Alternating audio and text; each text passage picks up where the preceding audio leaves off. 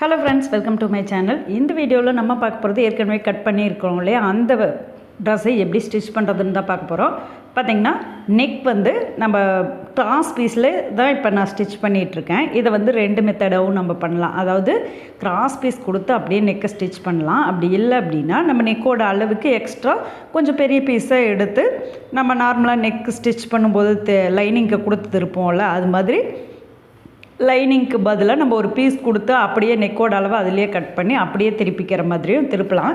இப்போ இந்த cross piece கொடுத்து திருப்புறதுல என்ன ஒரு மிஸ்டேக் வரும்னா, பார்த்திங்கன்னா இந்த கிராஸ் பீஸ் சரியான அளவுக்கு கிராஸாக இல்லை அப்படிங்கிறப்போ கரெக்டாக கொஞ்சம் தூக்குன மாதிரி இருக்கும்.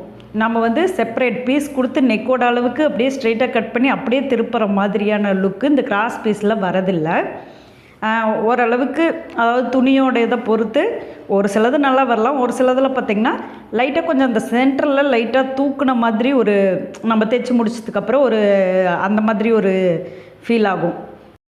ஸோ நான் வந்து பெரும்பாலும் இந்த கிராஸ் பீஸை யூஸ் பண்ணி நெக் வந்து சுடிதாரில் ஸ்டிச் பண்ண மாட்டேன். அதனால் நான் பார்த்திங்கன்னா செப்பரேட் பீஸ் கொடுத்து நெக் அப்படியே தையல் போட்டு தான் திருப்புவேன். ஆனால் இது வந்து பிகினர்ஸ்க்கு கொஞ்சம் இது தெரிகிற மாதிரி இருக்கட்டும்ங்கிறதுக்காக தான் இந்த கிராஸ் பீஸ் கொடுத்து இதில் திருப்பினேன். பார்த்திங்கன்னா இதில் நான் காட்டும்போதே தெரிஞ்சிருக்கும், அந்த இடத்துல பார்த்திங்கன்னா அந்த நெக்கை திருப்பும்போது அது லைட்டாக தூக்குற மாதிரி இருக்குது. அதனால் பார்த்திங்கன்னா நெக்கை வந்து நான் கொஞ்சம் அந்த துணியை வந்து கட் பண்ணி விட்டுட்டு அதுக்கப்புறமா அதை மடக்கி அடித்தேன். அது வந்து அவ்வளோ பெரிய சேஃப்டின்னு சொல்ல முடியாது. இப்போ கட் பண்ணி விட்டுட்டு அடித்தோம்னா அது கட் பண்ணது உள்ளே போயிடுச்சுன்னா ஓகேவாக இருக்கும். அப்படி இல்லை அப்படின்னா பார்த்திங்கன்னா அதிலிருந்து நூல் வந்து கொஞ்சம் கொஞ்சமாக வெளியே வர ஆரம்பிக்கும். இதை மடக்கி தான் அடிக்கணும். மடக்கி அடிக்கும்போது ஒரு 1/2 இன்ச் to 3/4 இன்ச் அளவுக்கு அந்தளவுக்கு இருந்தாலே போதும். ரொம்ப பட்டையாக இருந்தால் நம்ம ஹெம்மிங் பண்ணால் தான் நல்லாயிருக்கும். ரொம்ப பட்டையாக தூரமாக அடிச்சு விடும்போது அதோட லுக்கு பார்க்க ரொம்ப நல்லா இருக்காது. அதனால் பார்த்திங்கன்னா இந்த அளவு ஓகேவாக இருக்கும். இப்போது மடக்கி அடித்ததுக்கப்புறம் பார்த்திங்கன்னா இது இந்த மாதிரி தான் இருந்துச்சு. அதுக்கப்புறம் பார்த்திங்கன்னா பேக் சைடு நெக்கையும் நான் தையல் போட்டு முடிச்சுட்டு இந்த மாதிரி ஷோல்டர் ஜாயின் பண்ணிக்கலாம். ஷோல்டர் வந்து உள்ளே போகிற மாதிரி நம்ம, அதாவது அது இன்விசிபிளாக ஜாயின் பண்ண முடியாது. இந்த மாதிரி நம்ம நெக்கை தைக்கும்போது இந்த மாதிரியே இப்படியே ஷோல்டரை ஜாயின் பண்ணிக்கலாம். அப்போ தான் அது வந்து நம்மளுக்கு கொஞ்சம் கரெக்டாக இருக்கும். அடுத்ததாக கை வந்து இந்த மாதிரி தையல் போட்டுக்கலாம். கை வந்து இது கரப்பக்கத்தில் தான் நான் கட் பண்ணேன். அதனால் ஒரே ஒரு மடிப்பு மட்டும் மடித்து ஒரு 1/2 இன்ச் to 3/4 இன்ச் அந்த நெக்கோட அளவே எல்லா இடத்துலையும் நம்ம ஃபிக்ஸ் பண்ணிக்கலாம். அந்த அளவுலேயே பார்த்திங்கன்னா ஒரே மடிப்பு மட்டும் மடித்து அதை அப்படியே தையல் போட்டு ரெண்டு சைட்லேயும் தையல் போட்டுக்கலாம். தையல் போடும்போது பார்த்திங்கன்னா ஒரு தையலை மடக்கி அடிச்சுட்டு இன்னொரு தையல் மேல் பக்கத்தில் போடும்போது தான் நம்மளுக்கு அது வந்து ஃபினிஷிங் நல்லா வரும். ஏன்னா நம்ம மடக்கி அடிக்கும்போது லைட்டான சுருக்குக்கு இது எங்கேயாவது வந்துருச்சு அப்படின்னா மேல் பக்கத்தில் அடிக்கும்போது இழுத்து வச்சு அடித்தோம்னா அந்த சுருக்கு போயிடும். இப்போ 2 பக்கத்தோட கையையும் ஸ்டிச் பண்ணதுக்கப்புறம் பார்த்திங்கன்னா ஷோல்டர் தையல் போட்டிருக்குறோம் இல்லையா, ஷோல்டரில் தையல் போட்டிருக்கிறதுலேருந்து இந்த கையோட சென்டர் அதே இடத்துல வச்சு நம்ம ஒரு 1 சைடு அடிச்சுக்கலாம். அப்படி இல்லை அப்படின்னா அதை அப்படியே கொஞ்சம் பிடிச்சிட்டு வந்து ஒரு எட்ஜிலேருந்து இன்னொரு எட்ஜ் வரைக்கும் அடிச்சுக்கலாம். அது நம்மளுக்கு எப்படி சௌரியமோ அந்த மாதிரி அடிச்சுக்கலாம். பார்த்திங்கன்னா ஒரு கையை வந்து இந்த மாதிரி நான் தைச்சி முடிச்சிட்டேன். பார்த்திங்கன்னா கையோட சென்டரும் ஷோல்டரோட தையலும் கரெக்டாக ஈக்குவலாக இருந்தால் தான் கை எச்சு கம்மி வராது. இல்லாட்டினா ஒரு பக்கத்து கை அதிகமாகவும் ஒரு பக்கத்து கை கம்மியாகவும் போகிற மாதிரி இருக்கும். அது மட்டும் நம்ம வந்து கரெக்டாக பார்த்து தையல் போட்டுக்கலாம். நம்ம கையில் வந்து பெருசாக செகண்ட் வெட்டு அந்த மாதிரி ப்ளவுஸில் வெட்டுற மாதிரியெல்லாம் வெட்டலை. ஏன்னா அது நம்ம சுடிதார் வந்து கொஞ்சம் லூஸாக தான் போடுவோம். அதனால் அது அந்த அளவுக்கு நான் 3 இன்ச் தான் ஷோல்டரோட அளவு வச்சுருக்கேன். ஸோ அதில் வந்து அது ஈக்குவல் பண்ணிடுமே தவிர அது ஒன்றும் பெரிய அளவில் தேவைப்படலை. இதில் நீங்கள் ஸ்டிச் பண்ணும்போது செகண்ட் கட்டு அந்த மாதிரி பண்ணி தான் பண்ணணும் அப்படின்னா ஓகே, ப்ராப்ளம் இல்லை. ப்ளவுஸில் வெட்டுற மாதிரி அதே மாதிரி அந்த மாதிரி செகண்ட் வெட்டி அட்டாச் பண்ணிக்கலாம். இப்போ வந்து நான் வந்து ஏற்கனவே எக்ஸாக்டான அளவு தான் நம்ம கட் பண்ணியிருப்போம். அந்த தையலோட அது வரைஞ்ச அளவில் பார்த்திங்கன்னா அது கொஞ்சம் மறைஞ்சிருக்கும். அதனால் இன்னொருக்கா அதை செக் பண்ணிக்கிறதுக்காக நான் அளவு டாப் வச்சு ஒரு மார்க் பண்ணியிருக்கேன். இது கொஞ்சம் ஃப்ரெஷ்ஷாக மார்க் பண்ணும்போது நம்ம தையல் போடுறதுக்கு ஈஸியாக இருக்கும்.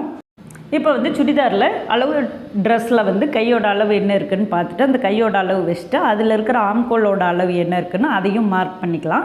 ஓப்பன் கிட்ட என்ன அளவு வருதோ அதை மார்க் பண்ணி வச்சுருப்போம். அந்த ஓப்பன் கிட்ட வரைக்கும் நம்ம அந்த போட்டிருக்கிற அந்த மார்க்லேயே தையல் போட்டு விட்டுடலாம். பார்த்திங்கன்னா 2 தையல் நான் இப்போ போட்டிருக்கேன். சுடிதாரில் வந்து நம்ம 2 ஸ்டிச் போடுவோம். அது எப்படின்னா இந்த 2வது தையலை போடும்போது இந்த ஓப்பன் இருக்குது பார்த்திங்களா, இந்த இடம் நான் இப்போ வச்சுருக்கிறேன் இந்த இடத்துல பார்த்திங்கன்னா நல்லா டாட் அடித்து விட்டுட்டு ஃபஸ்ட்டு தையலை போட்டுருணும். ரெண்டாவது தையல் வந்து நம்ம ஒரு பிரித்து விட்றதுக்காக நம்மளுக்கு யூஸ் பண்ணுற மாதிரி ஒரு 1/4 இன்ச் to 1/2 இன்ச் கேப்பில் இன்னொரு தையல் போடுவோம். அந்த கேப்லேயே இன்னொரு தையலை ஓப்பன் வரைக்கும் நம்ம கொண்டு வரக்கூடாது.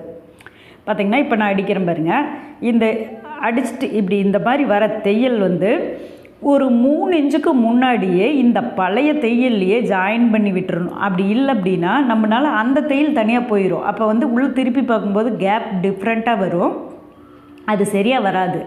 அதனால் பார்த்திங்கன்னா அதை மட்டும் இந்த மாதிரி தள்ளி அடித்து விட்டுறணும். அதாவது பழைய தையல்லையே சேர்த்து விட்டுறணும். அப்போ தான் வந்து நம்மளுக்கு வந்து கரெக்டாக அந்த ஃபினிஷிங் வந்து நல்லா வரும். இல்லாட்டினா நீங்கள் அந்த தையில் ஒரு 1/2 இன்ச் அப்படியே அதே கேப்பில் போட்டிங்கன்னா இந்த தையல் முன்னாடி நிற்கும், அந்த தையில் தான் நம்ம ஓப்பன் அடிக்கிற மாதிரி இருக்கும். அதை மட்டும் கரெக்ட் பண்ணி அடிச்சுக்கணும் நம்ம டாப் தைக்கும்போது. சைடு ஓப்பனை வந்து நம்ம ஸ்டிச் பண்ணும்போது பார்த்திங்கன்னா இந்த மாதிரி அதையும் நம்ம நெக்கோட அளவே வச்சு ஸ்டிச் பண்ணிக்கலாம். அதாவது ஒரு 1/2 இன்ச்சு இல்லை to 3/4 இன்ச், அந்த அதாவது ஒவ்வொருத்தரோட ஃபினிஷிங் தகுந்த மாதிரி. நான் வந்து ஒரு 1/2 இன்ச் அளவு தான், ஒரு மடக்கி அது இன்னொரு அளவு 1/2 இன்ச் to 1/2 இன்ச், 1 இன்ச்சே விட்டுருந்திங்கன்னா கூட அந்த 1/2 இன்ச் அளவுக்கு நம்ம மடக்கிக்க முடியும். அதை வந்து இந்த மாதிரி ஒரு எட்ஜிலேருந்து இன்னொரு எட்ஜ் வரைக்கும் ஸ்டிச் பண்ணிவிட்டு அடுத்ததாக அதுலேயே இன்னொரு தையல் போடணும். அந்த தையலும் பார்த்திங்கன்னா கரெக்டாக மேல் பக்கத்தில் திருப்பி, அதாவது நல்ல பக்கத்தில் திருப்பி போட்டுக்கலாம். அப்போ தான் அந்த சுருக்கு மாதிரி இருந்தால் கூட அது சரியாகும். இது வந்து பேக் சைடில் 2 டாட்டு, அதாவது ஷோல்டரை சென்டர் பண்ணி இடுப்பு பக்கத்தில் மட்டும் ஒரு 2 டாட் வந்து ஒரு 6 இன்ச் அளவுக்கு நம்ம பிடிச்சிக்கலாம். அப்போ தான் அந்த பின்னாடி இடுப்பு பாகத்தில் பேக் சைடில் வர லூஸாக அது வந்து சரி பண்ணும். இப்போ டாப் வந்து நம்மளுக்கு கம்ப்ளீட் ஆகிடுச்சு. பார்த்திங்கன்னா லைனிங் இல்லாத ஒரு ordinary top, round front and back round நெக்கில் ரொம்ப ஈஸியாக சிம்பிளாக நம்ம ஸ்டிச் பண்ணி முடிச்சிட்டோம். இவ்வளோ தான் இதோட ஒர்க்கு. நீங்களும் ட்ரை பண்ணி பாருங்கள். தேங்க்யூ. தேங்க்ஸ் ஃபார் வாட்சிங்.